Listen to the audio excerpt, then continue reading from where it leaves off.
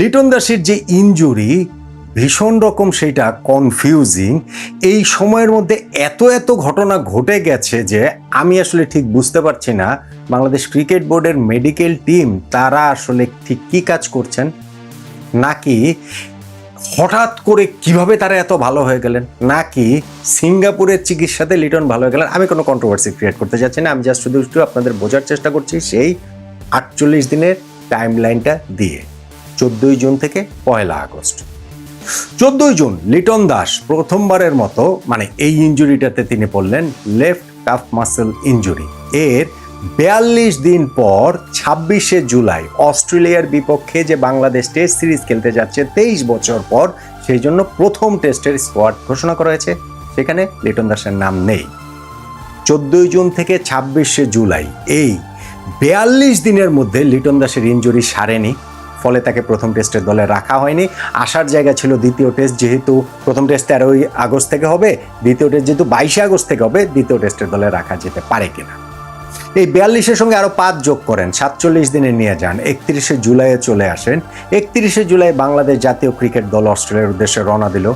লিটন দাস মাঝখানের সময়টাতে একটা ঘটনা ঘটেছে, ওয়ানডে ফরম্যাটের ক্যাপ্টেন্সিটাও তার হাতে চলে এসেছে 2027 বিশ্বকাপ পর্যন্ত, কিন্তু অস্ট্রেলিয়াগামী বিমানে তার চড়ে ওঠা হয়নি, কেননা তার ইনজুরি তখনও সেরে ওঠেনি।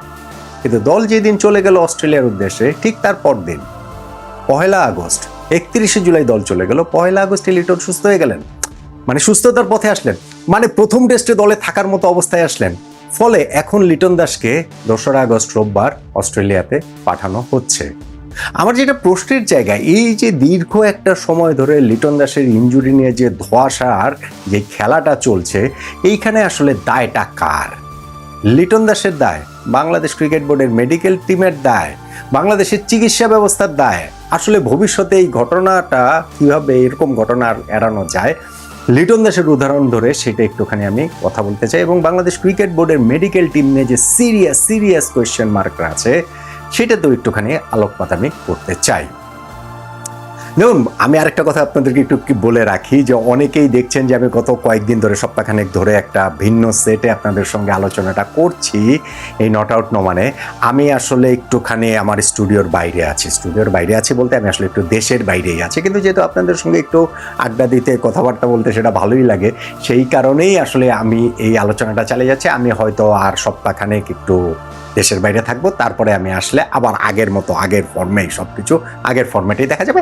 এটা জাস্ট শুধু একটা ব্যতিক্রম হিসেবে। অনেকেই বলেছেন যে না এই সেটটা ভালো লাগছে, অনেকেই বলেছেন যে না ভাই পুরনো সেটটা আসলে ফিরিয়ে আনেন। সো আমি জাস্ট তাদেরকে একটু ক্লিয়ার করার জন্য সেটা বলছি। আপনাদের সঙ্গে এই বিভিন্ন বিষয়গুলো শেয়ার করা, আড্ডা দেওয়া, এইটা আসলে দৈনন্দিন রুটিনের একটা পার্ট। সো দ্যাটস ওয়াই বলতে পারেন একটু ছুটির মেজাজেই আছি, তারপরেও আসলে আপনাদের সঙ্গে এই জিনিসটা একটু শেয়ার করার জন্য এই ডিফারেন্ট সেটে ডিফারেন্টলি আসলে আপনাদের সঙ্গে একটু মুখোমুখি হচ্ছে। আসুন এবার লিটন দাসের ঘটনা প্রবাহে। লিটন দাস ইনজুরিতে পড়েছেন 14 জুন অস্ট্রেলিয়ার বিপক্ষে বাংলাদেশ ঘরের মাটিতে আমরা যে সিরিজটা খেলেছি সেটা লাস্ট ওয়ানডেতে। কিন্তু বাংলাদেশ ক্রিকেট বোর্ডের মেডিকেল টিম থেকে বলা হলো যে ইনজুরিটা সিরিয়াস কিছু না, ফলে টি-20 সিরিজের দলেও লিটন দাসকে রাখা হলো। টি-20 টিমের তো তিনি ক্যাপ্টেনই, কিন্তু টি-20 সিরিজের 3টা ম্যাচের মধ্যে একটা ম্যাচও লিটন দাস খেলতে পারলেন না, নাম্বার 1। নাম্বার 2, বাংলাদেশ দল গেল হচ্ছে গিয়ে জিম্বাবুয়েতে, সেখানে প্রথমে আমরা টেস্ট খেলেছি, সেই টেস্ট স্কোয়াডটাতে লিটন দাসকে রাখা হলো। লিটন দাসকে নাম পরে সরিয়ে নিতে হয়েছে, কেননা লিটন দাস ওইরকম খেলার মতো ফিটনেস ফিরে পাননি, নাম্বার 2। নাম্বার 3-তে আসেন, এরপরে ওয়ানডে সিরিজে বলা হলো যে না লিটন দাস খেলবেন, দ্বিতীয় ওয়ানডেতে খেলবেন, এরকম কথা আমাদেরকে আসলে জানানো হলো। লিটন দাসকে জিম্বাবুয়েতে উড়িয়েও নিয়ে যাওয়া হলো, কিন্তু লিটন দাস খেলতে পারলেন না, তাকে জিম্বাবুয়ে থেকে আবার বাংলাদেশে ফেরত পাঠিয়ে দেয়া হলো। নাম্বার 4, টি-20 সিরিজ জিম্বাবুয়ের বিপক্ষে যে আমরা খেলেছি সেইখানটা তো লিটন দাস ছিলেন না। Number 5, in the meantime Liton Das আবার সপরিবারে বাংলাদেশ ক্রিকেট বোর্ডের অনুমতি না নিয়ে বিদেশে চলে গিয়েছিলেন ঘুরতে, যেই কারণে আবার তাকে শোকজ জরিমানাও করা হয়েছে। সেইটা হচ্ছে কি একটা আইন মানে শৃঙ্খলাজনিত কারণে, ঠিক আছে ক্রিকেট বোর্ড সেটা অবশ্যই করতে পারে।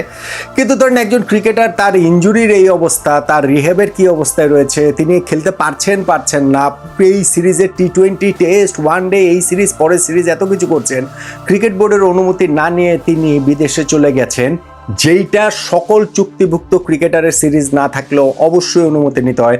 লিটন দাস আজকে 11-12 বছর ন্যাশনাল টিমে খেলছেন, সেই তিনি এটা জানেন না আমাদের মানে বিভিন্ন এখন তো দুইটা ফরম্যাটেরই তিনি ক্যাপ্টেন, বিষয়টা তার তা না। সো এই জায়গাটাতে অবহেলাজনিত কারণ কিনা সেটাও আপনি প্রশ্নের জায়গায় তুলতে পারেন।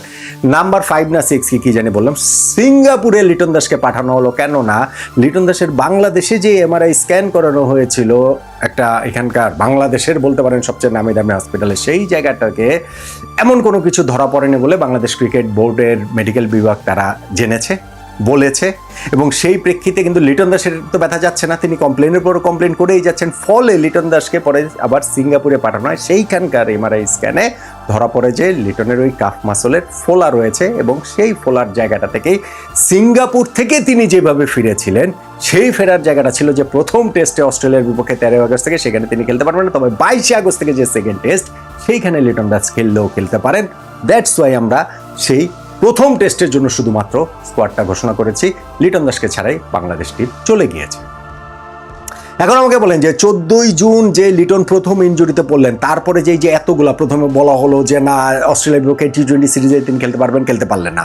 পরে বলা হলো জিম্বাবুয়ের সঙ্গে টেস্ট করে তাকে রাখা হলো, খেলতে পারবেন, খেলতে পারলেন না। পরে বলা হলো যে ওয়ানডে সিরিজে সার্টেনলি খেলবেন, জিম্বাবুয়েতে উড়িয়ে নিয়ে যাওয়া হলো, কিন্তু তিনি খেলতে পারলেন না। পরে তো টি20 সিরিজেও খেলতে পারলেন না। সো এই যে এতগুলো জায়গায় ইনজুরিজনিত যে সমস্যার জায়গাগুলো ছিল, সেই সমস্যার দায়টা আসলে কার? আমি লিটন দাস ঘুরতে গিয়েছেন সেই কথা বলছি, তিনি ঘুরে তো নিশ্চয়ই ইনজুরিতে হন নাই। সেই ইনজুরিটার আসলে ধরনটা কি, সেটা বাংলাদেশ ক্রিকেট বোর্ডের মেডিকেল টিম কেন বের করতে পারেনি?